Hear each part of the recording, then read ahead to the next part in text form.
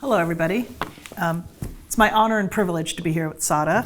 We've known each other now for my entire tenure here at the Portland Japanese Garden. We've actually got to travel together quite a bit in Japan, and I consider him my friend. So I'm very happy to be here to moderate this evening. So Sada, before you were here in 2008, serving as the curator of the garden, you had a life. Right. And would you tell us a little bit about what that life was like before you started here? Sure. Just I want to make sure can everyone hear me okay? Okay. So I've been in Portland almost 30 years. Actually, next year will be 30 years. That's a long time. And but before that, so I was born in the gardener's house in southern Japan. And then I was raised and trained and everything. And then at the high school age, I just absolutely positively decided not to pursue that. Got it. So anyway, so you will see a few pictures. Who is using the picture? Okay. So I was really trying to run away from home. And so I can say when I was age 20 or so. So I decided to join this is the Peace Corps Volunteers in Tanzania. I was 3 years there for the reforestation, basically. And then that was enough. And then after that, I went to Yemen. That was maybe that's the one. So I'm kind of a little, unusual sort of career as far as a Japanese gardener, because I just deviated quite far at the beginning, but at the end, just I made a full return back. Yeah. And so my family is laughing at me. I told you. Well, the photos are quite revealing. I have never seen these before, so I'm very excited to get copies later. So Yemen and Tanzania must have had a big influence on you, being there as a young man. And after that experience, you had to kind of redirect your life and figure out where you wanted to go. And somehow you ended here with us in Portland, Oregon. So what was that draw? How did you go from that experience to come to be here and want to be here? It's interesting. This is a maybe common story, just being the son of a gardener. And then I sort of absolutely rejected that. Then I came, I was in Africa and I was in Yemen. Every time I go, I do practice the tea and the flower arrangement and those traditional arts because all Japanese gardeners are trained to do. So wherever I go, I couldn't get rid of the people find out. in the Yemen, I was doing the tea ceremony whenever Japanese or special guest comes and building. I built a garden at the Japanese embassy in Yemen. Wow. So anyway, I was more or less kind of feeling it's hard to really running away. And we and back to school, University of Illinois, Champaign. And that's where we need full return, recognizing the new sort of, I guess, way to see Japanese gardens where I'm from. So mm-hmm. I was right in the middle of that, and then run away from that, then standing outside and looking back, and then sort of, I guess that drawn back in. Yeah. Huh? Okay, so Portland, I'm assuming we had a reputation back then that you had heard about or curious about. So, right. So what led you here? So 1994, actually, my wife is here tonight. So she's the one actually found the job in Portland, Oregon, and she just came back from work. Hey, Sada, this is your this one-page advertisement in the Landscape Architecture magazine, and someone looking for, fully experienced Japanese gardener professional, and advertisement was done by Chris International. Some of you may know Chris International in town. He's a specialist in Japanese garden. So he was looking for the construction manager. That was advertisement, and my wife Dawn found that's you. So that was 94. So I came here 1994. Then working a few years with the Chris, then made a move. Here. Right. Okay. And you came to this garden, you've had your formal training, you've clearly had experiences with Japanese gardens in your past. This one's unique because of the way it was designed by Professor Tono. And when you came here and you understood what he was trying to do, did you have some feelings about that? Did you understand what he was trying to do? Mm-hmm. And how did you feel about his master plan when you saw the garden? Right. As I'm sure most of you know, Professor Tono, the designer of this garden, came in 1963-65, and he designed. And it's interesting, this is actually a story I need to share. He was just as resilient as I was. So he actually came to the United States to study landscape architecture, the Western style. He never intended to be building a Japanese garden. So this is irony, I am sure. So he came, he studied at the Cornell. He's actually first Western trained Japanese landscape architect. So he was known as a landscape architect in Japan. No one knows he actually does design Japanese garden. But the irony is he came here and everyone asked him, "Oh, can you design a garden?" So just like me. Sure. So I was, because I served the board and I was a committee member before, so I had a pretty clear idea what he was trying to do. It's education and of course, bring the two nations together after World War II. So that was, I think that has been, we're on that track since. So. Well, it just goes to show sometimes your destiny is predetermined. And predetermined, that's a good word. So we're going to talk a little bit about you being at the garden all these years, the garden's reputation that's known not just nationally but internationally, and it's attracted a lot of important visitors, right. people that come here for various reasons, right. And you've seen and met with most of them as curator of our garden. Can you tell us who made an impact on you, why those experiences meant something to you, and what maybe they meant to the people that came to visit? Yeah, I think if you have one picture, here go. So probably most of you realize who she is. So she actually, when she came, I think at 20, let's see, must be 2017 or something. And actually, she had already came twice, she thought. So anyway, so so since then, sort of she invited me to take a look at her garden in Maine, which I went, and this is the garden. Actually, this is actually her neighbors, Rockefeller's backyard. So their backyard is connected, so they can go back and forth. So anyway, and the next picture is probably this is, I think, one of the first actually a Japanese ambassador. I think a second one, this one. So in 2003, so I was a board member this time. So I was actually giving him a tour as a board. But I was really stunned to find these guests, VIP guests in particular.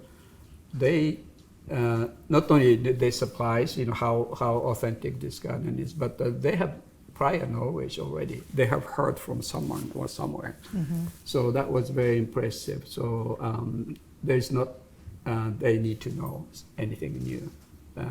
But they're just experiencing actual real gardens. Mm-hmm. And it was really fun to have. And the last person actually I have to mention, so Robbie Robinson. So this person, Robbie, is from the get-go, 1963, assisting Professor Tono building this garden. So all of us should know him, and and he came to the garden. This is the last visit, I think, in 2010, when some of you may know that this garden was built by the 8 Japanese gardeners. I am the 9th one. Hugo Tori is the 10th garden curator, basically. So he served actually all 8 Japanese gardeners, and he actually helped build this garden all along. So he knows the first half of our 60-year history. And then I'm basically taking the second half, so to the 60s year. I think Robbie was the gardener that the city of Portland Yes, right. dedicated to this project here. Right. And then the rest of it, I like to call this the world's finest community garden. Yeah. Because it really was built by not a landscape team, but Right. with true. the individuals and their contribution, you being one of them. But you had predecessors, and you'll have people that come after you as well. Right. Yeah. Okay, so let's talk a little bit about Kengokuma and how this village came to be, and how that was going to transform the garden that you knew so well, that we all knew so well, and really take it to a different level. And integrate architecture into the garden. And it is. Yeah. Right. And how was that experience for you? What did you learn from that, and how did that enrich your experience here? Yeah. Kengokuma it's a big deal. The biggest, most famous Japanese architect today, and the Olympic Stadium and all those things. But what I found was he was so ordinary in terms of his personalities and attitude. It was such a big name architect, and he doesn't have an ego. He was so impressive to focus on doing good job. That's it. He doesn't have any other interest at all. Party, he just go along, but he's taking a nap, sleeping, stuff like that. He has no interest of those press and all those things. Just he's really the guy who really loves his work. So his original sketch is actually still there, right? There's a full actually pencil sketch on the wall. Maybe you might need to take a look. So for this campus, those who knows before this expansion, before 2017, there was a garden house right here, and that was it, and shuttle going around. So when he first visited, and actually both of us actually had a very quick consensus that this is a great site, close enough, far enough from the city, and a beautiful forest, and a beautiful site. And our conclusion was we don't really need to do much, or we shouldn't do much. So the term we coined for this project, basically theme is editing the site, editing the facility, that's it, as opposed to building a monument. So you can see, such a world-class architect design, it's very simple. And the last comment he made is, I am serving for the garden. Think about, world-famous architects say that. My work is subordinate to your garden. That's what he said. So that was still lingering in my head.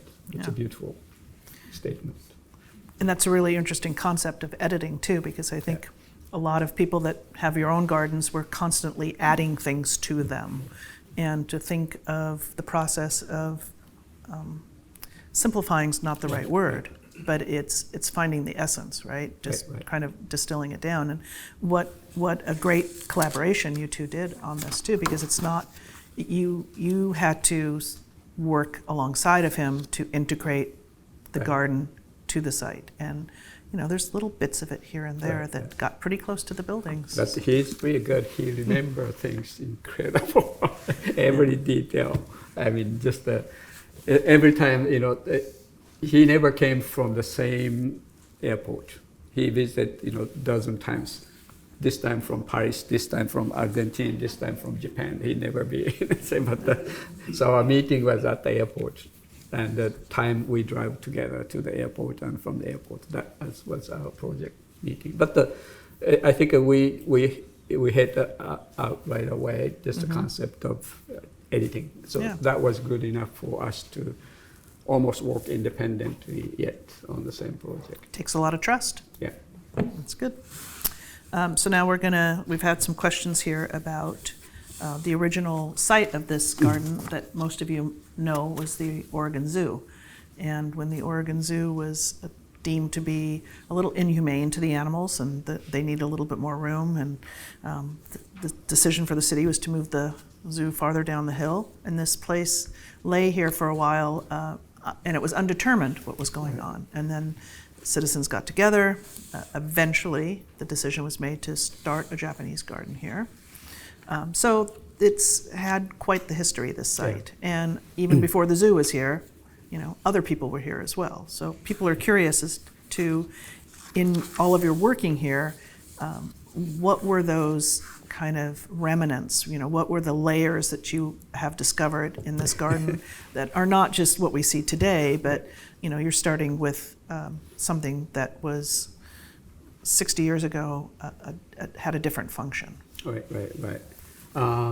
Actually, the main this has been sort of turnaround and asphalt, sea of asphalt and things. But the inside the garden was obviously what we call flat garden. The main garden was, I think, an aviary, the bird's cage.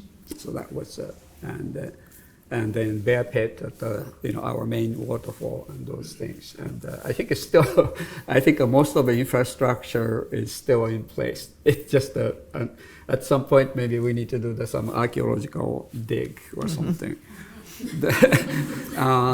One thing is actually so underneath the flat garden, just about 4.5 feet, 5 feet, is still there's asphalt. That's where the aviary actually structure was there. And so when we're doing this project, we have to get the new transformer to the old the garden, and there's a transformer was beyond the pavilion. So we have to dig from here to there. Not digging, what we call direct bore, basically 12-inch basically goes under the ground, under the garden all the way. And where we're sending that sort of the drill, we hit something, we cannot go anything below the 4.5 feet. So the drill was actually sit on asphalt, just sliding over. We couldn't go any lower. So that's we found there's about 4.5 feet below the Sandstone Garden is a solid asphalt. So what we did is that was too shallow. So we actually shoot 7 feet below the ground. So under the asphalt, and this goes all the way from this bonsai garden all the way to the pavilion, just about 200 some feet. Yeah. But it's a 4.5 feet, so deep enough, so doesn't do any harm on our gardens and trees. So that's why there's no way to pull that one. and I've heard irrigation is really interesting here too. When a pipe breaks in the garden, we need an AI to figure out our irrigation. Yeah. It's so complex. There's often 5 or 6 different pipes that you have to trace somewhere because. They were installed a very long time ago. Yeah. It's always a surprise. Right. So, we love our garden, but it is unique in the United States, I think. And we get the accolades all the time that this is the most authentic, this is, the most beautiful Japanese garden. What do you think sets us apart? What is it that we do that maybe other gardens across the United States can do, should do? Right. We won't even do that, but clearly we're different. Right, what do you think makes us different here? Well, I think we are the first one actually recognize and identify ourselves as a more than cultural and art organization, but social and the people's health and welfare. So that's really set us apart. This happens actually just about 15 years ago when Steve Brooms as a CEO came on board. So pretty much the same time I was on board, and Diane Durston, the cultural art curator. So we recognize, garden is a culture and art, but at the same time, garden does something special and very important to the people. So we actually recognize. So from that point, we actually big, not shift, but actually looking and moving the garden towards the health and welfare of the people, which is totally new sort of thinking. So you can see now we're talking about Peace Symposium, which going to happen in New York soon. And that's how it's evolved into actually today. So we are unique in that sort of as a organizational mission.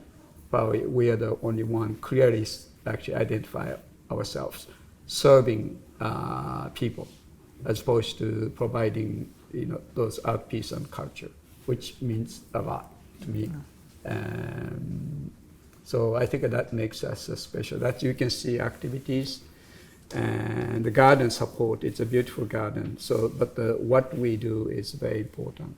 So that has been our sort of clear destination. We are basically moving forward.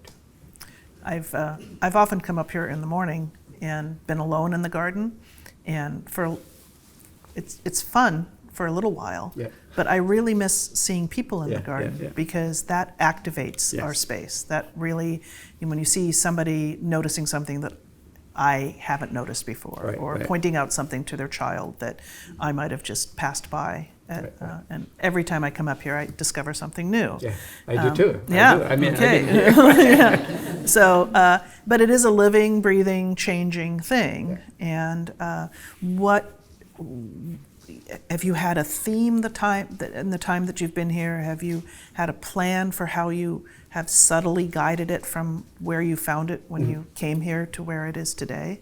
And how do you find that inspiration? What guides you? What is your motivation? So this garden has a sort of very particular mission, which is a sort of non-traditional as an art and culture organization. We are still, but we have a very clear mission, and that's we direct. Sort of we're trying to contribute something tangible and direct to the society as a really part of the. So not just we're sitting here and just waiting for the people to enjoy the garden. So that's important. But back in school in University of Illinois, I studied quite a bit of the cultural geographies and anthropologies and those and sociology and things like that. So that really actually opened my eyes, and I started looking at the garden as a much more tangible, actually social infrastructure, other than in addition to the being the art. So, and then having said that, it just the site and the garden has to be beautiful, no question about it. So that's really the core values we have to maintain this. No matter what theories and what the design, it doesn't matter. The garden has to be just plain, simple, beautiful. That's it. And then second thing is has to be taken care of. So as far as the maintenance level, we are totally equal or better than those historic gardens in Japan. Trust me, and we are that good. And in terms of again, maintenance and quality. And you can take this garden anywhere in Japan, and you can be proud of. That's good. Well, that says a lot about our staff and our volunteers. Okay. So I have a few secret special places that I find in the garden where I go every single time, and I spend a little bit of time there because, it just means something to me. Do you? I'm not going to make you pick favorites, but maybe you name a couple of places so the next time we're all walking through the garden, maybe we'll notice something different about that location or that particular garden style. Do you have a couple of favorites in there that you want to share? It's interesting, kind of, it evolves from right now is my own office at the second floor. That's my favorite spot. So, but anyway, the garden, I think a natural garden, all the way down, more like a natural shallow creek, and that's a special. By the way, that gardens, and we're the only in the North America have that particular style of garden. We're the only one place. And a little bit in Anderson Garden in Chicago. But our natural garden we call Zoki no Niwa in Japanese. This is the first one and could be potentially the only one. So it's you can see the natural, yet kind of has a northwest kind of forest, like right. So I think a natural garden has been. It's a nice if you come first in the morning, the gardener has a privilege to be here in 6 o'clock when it's snow and no one is here. Yeah. And natural garden has been my spot. Your spot. Yeah. Okay. Well, if you're ever looking for Sada, I'd start there. Either there or there. So, Okay. Another one of the questions that people posed is, we've gotten a lot of accolades, awards for this garden, and it's always nice to be recognized by your peers and by other associations and by individuals. Is there anything in particular that you thought, this is special? This is, we clearly a beautiful garden, but there was something that we got recognized for that was unique. Is there something that you can remember? Well, I think maybe you announce later. So on the library, is it open tonight? It will be, yes. Okay. So in the library, so there's my original sketch for this expansion right now at the library. So that this Culture Crossing actually received the highest award by the Garden Society of Japan at their 100th anniversary. So this project, and only the first time the garden outside of Japan won that award, is this site. So you should be proud of this. So that's very special. And so there's original sketch up there, so you can see. So anyway, obviously the architect Kengakuma was brilliant, and then basically we agree we don't need to do much. It just really the building and the new landscape are pretty much the editing and adding, and not necessarily creation of any sort. So basically the site and people and users like you guided basically this facility, no question about it. Oh, it's great. So we're coming up on our 60-year anniversary. You mentioned briefly the peace symposiums that we've been holding. Was fortunate enough, a couple other people in the room too, to start with the first ones in Hiroshima, Nagasaki, and Tokyo, and we're continuing on. What is it about this garden and Japanese gardens in general after the war that allowed for that opportunity to promote peace? In what are we doing specifically that does that? I think, that has been sort of my mission and the question I've been asking for last 20, 25 years. And I don't have answer, but I see the glimpse of the sort of the hint of what it is. For example, this is probably easiest way to explain why garden is special and we need a garden, people need a garden. So there's many sister city organizations, Portland, Sapporo, and Chicago, and Osaka, and things like that. So there's probably hundreds of organizations like that. Then they ended up building the garden, not the building, or building the monument. So I've been thinking about that for a long time. Why garden? So the sister city, the established, they want to commemorate something, and then almost always be a garden, as opposed to the building.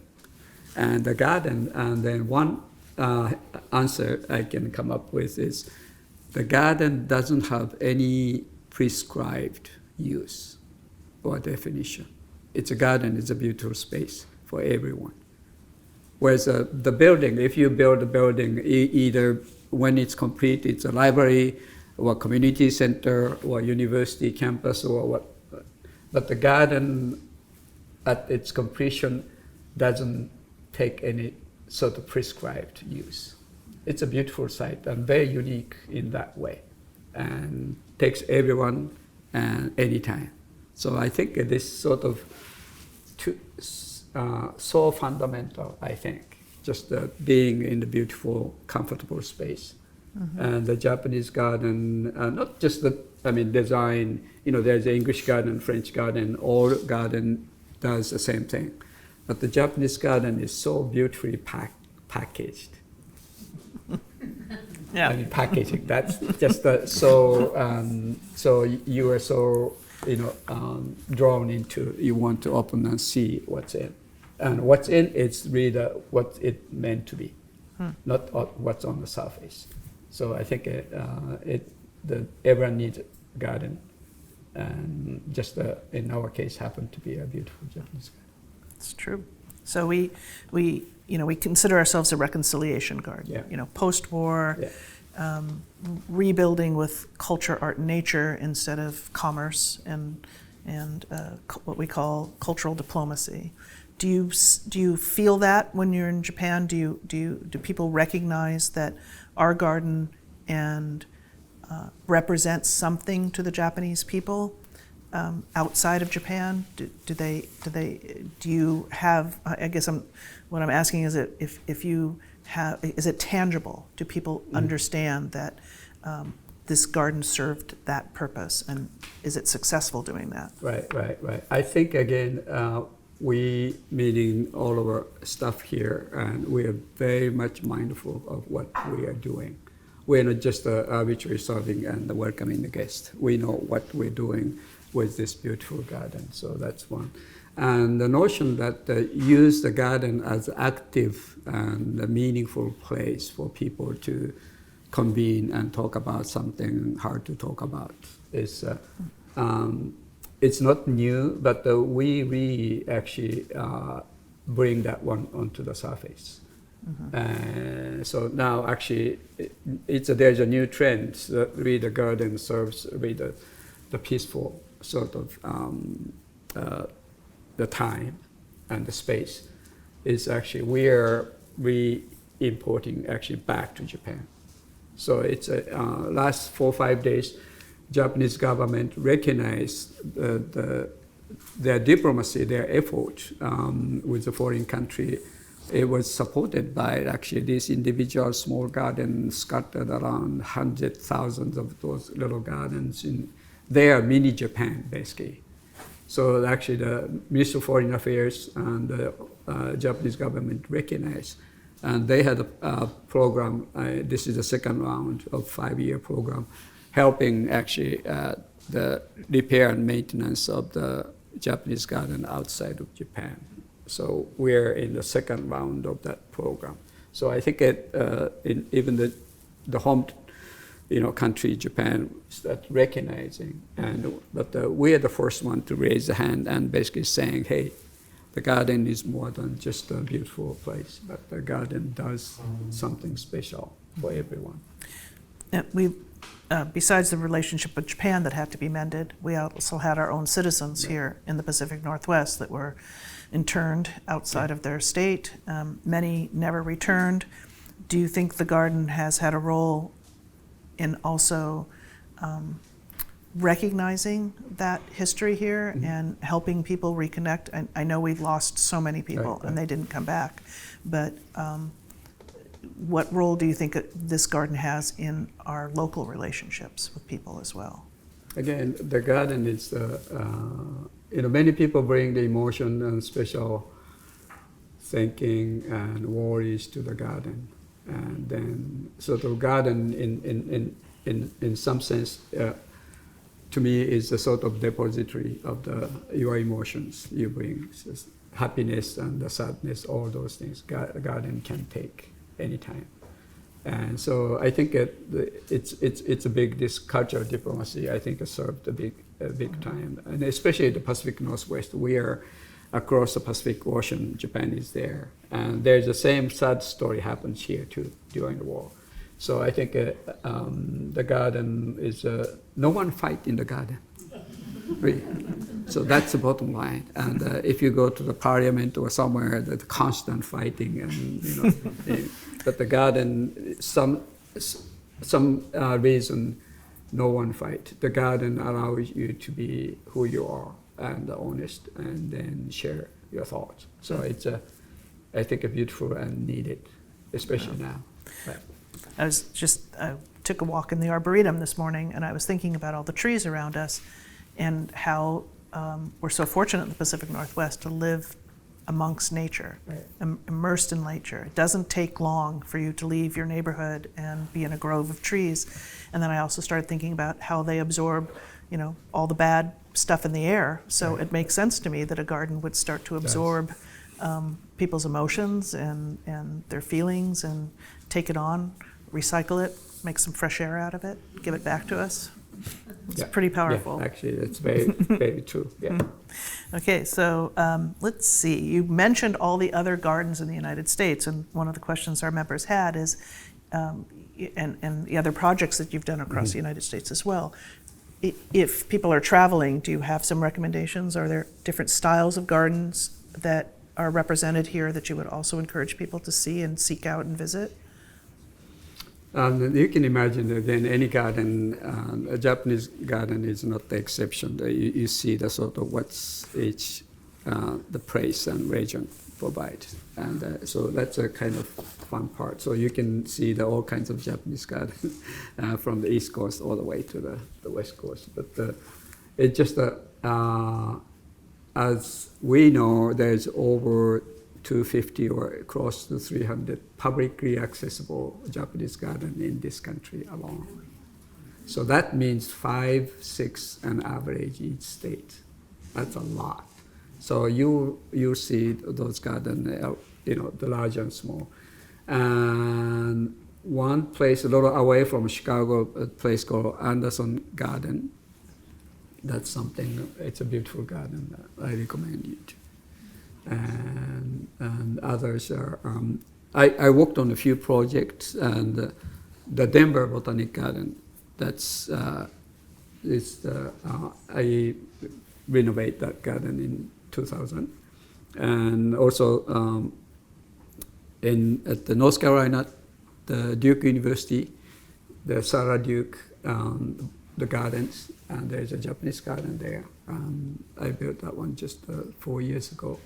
So that's actually unique location. The Duke University is a beautiful campus to begin with, but I don't know why Japanese garden, but they just loved it. So they asked me to design, and right next to the medical school. It's a 2-acre garden, so that's something you might. Also, there's a beautiful, actually, Japanese garden in Elkhart, Indiana. Elkhart, right. The Midwest. Yeah. Right. So, another reason to visit the Midwest. Yes. The Midwest is actually historically the core of Japanese gardens, way back, because so many, during the Industrial Revolution, so many businessmen, only their selected few have access to Japan. So they brought actually craft peoples and ideas to their estate. But you don't see many because it's a private estate. But the Midwest is by far, in my research, the largest actually all Japanese garden actually exists in the Midwest. Wow, Yeah. I didn't know that. We talked a little bit earlier about the previous garden curators before you became a curator here, each of them having made their own mark along the way. I'm curious, and clearly somebody else is, how is that transition made? Because Professor Tono laid out a very basic plan, and then the curators would come and add their own elements and their own perspective on things. And you all had to kind of blend in with one another over the course of all these years. How does that work? And do you talk about it? Do you discuss it? Or do you just see what your predecessor has done and build on that? Right. I think that's a good question. And if you think about just like you buy the house and the kitchen, either you love it or you completely guts out and remodel. So I think fortunately this garden and the original design is very innovative and visionary. And I think most of us, 8, 10 gardeners agrees it's pretty well done. So I think one part is a respect. So I don't think there will be any major change, especially the old part of the garden, 5.5 acres. But in details and the way we maintain, for instance, Hugo Torii, my successor now, garden curator here, is from Kyoto. He's a solid Kyoto trained gardeners. I am from the south. So the pruning techniques are slightly different. So he studied what I have been doing or previously doing, and then he basically starts working his way in. So, in terms of the structure of the garden, unless there's a safety issue or some good reason, otherwise I don't think it will touch. Here's the easiest say. If you have $20 million, I can build a better garden tomorrow. Really. So the goodness of quality or design is not the issue. Issue is the history. I cannot recreate a 60 years period, nothing. So, I can improve this better this way. It doesn't make a lot of sense when we're talking about the history and people's commitment.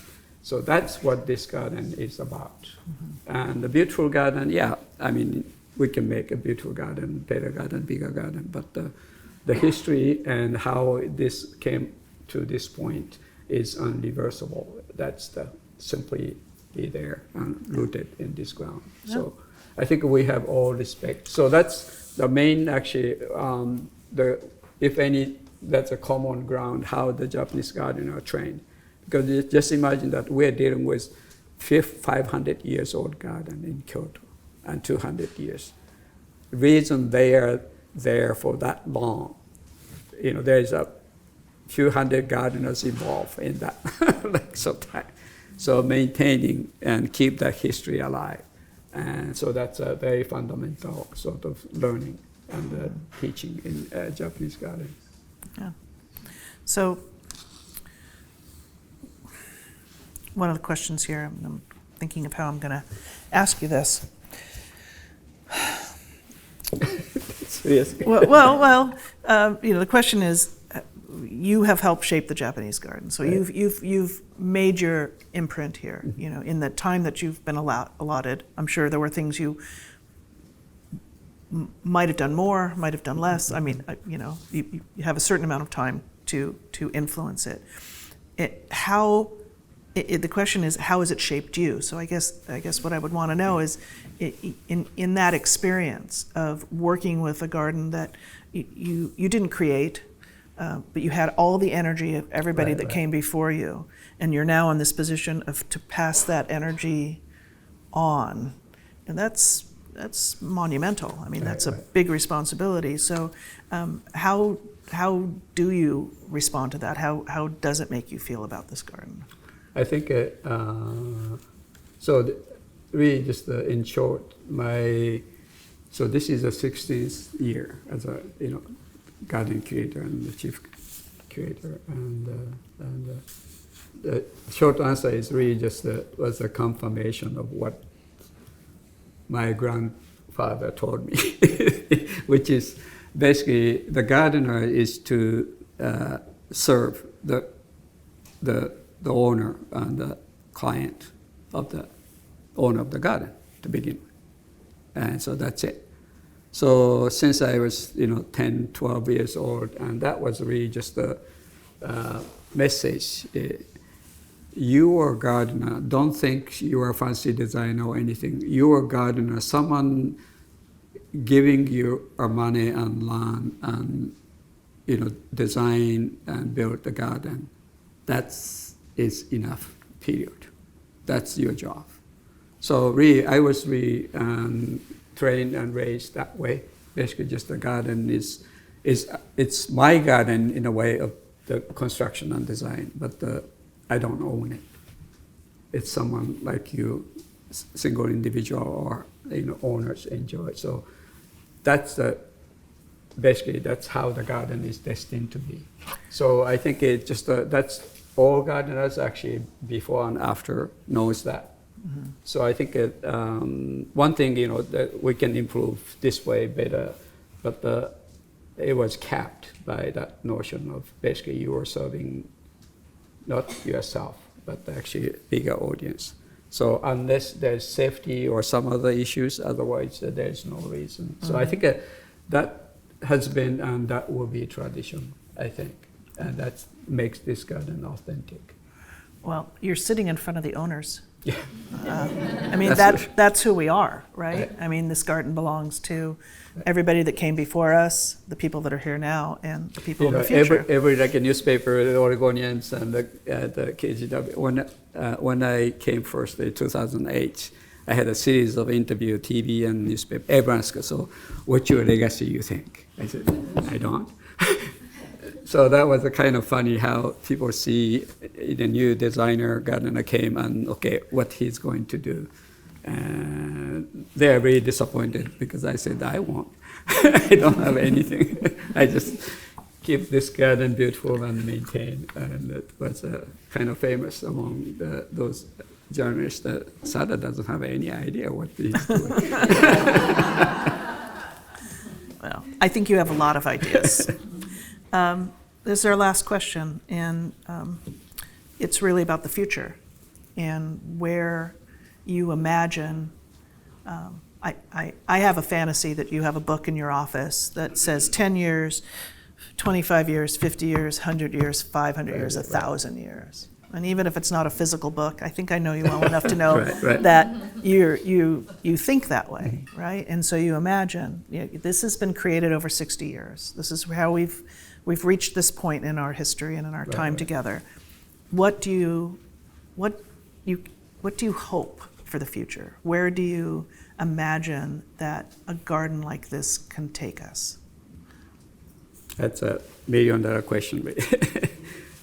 I think first and foremost, I hope that garden and gardeners and all of us are close to people, and so there's an American landscape architect, famous one, Thomas Church, of the 1950s, and he has a book. I just love it, and always the contents and in particular title, "The Gardens Are for People." That's it. I think I hope that tradition keeps this garden going, because we cannot keep and maintain the garden just ourselves, meaning our organization. It's people. I mean, it's an investment in a social and a big scale investment. So the investment we've been receiving for 60 years, it's a lot.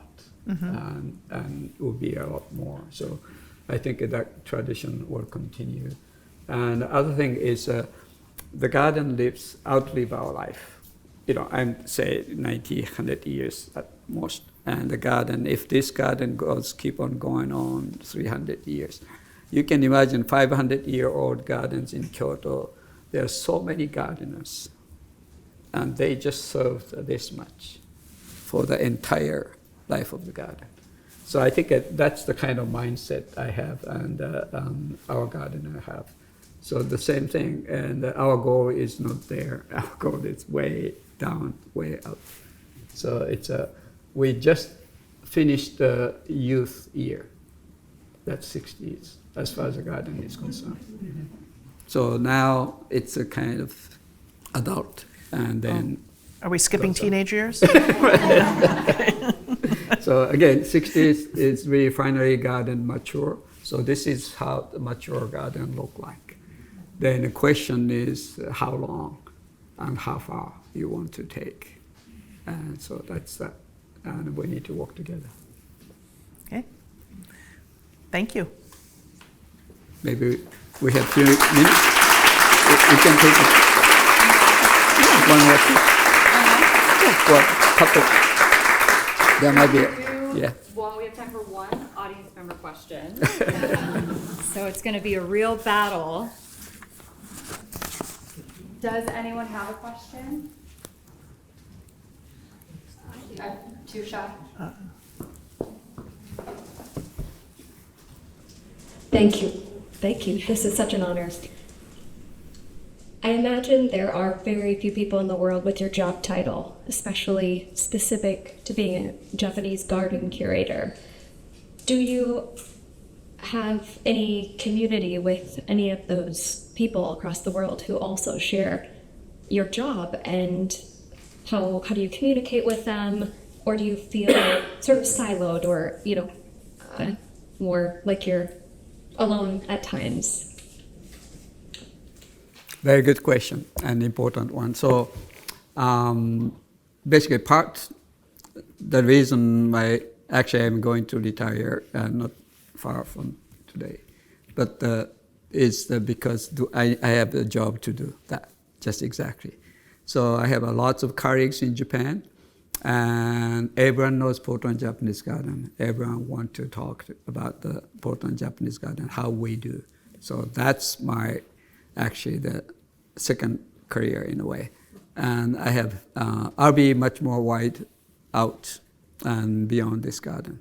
I'll stay with this garden to some capacity, but at the same time, I'll be out. And again, not necessarily just promoting what we do, but just building the friends. It's absolutely essential in the professional. Now, professionals tend to be just gathered in a small group. So we're trying to break into that and just open up their sort of thinking of, okay, it's great to build a beautiful, gardens, but the garden has to do something important. So that's the new message I need to carry.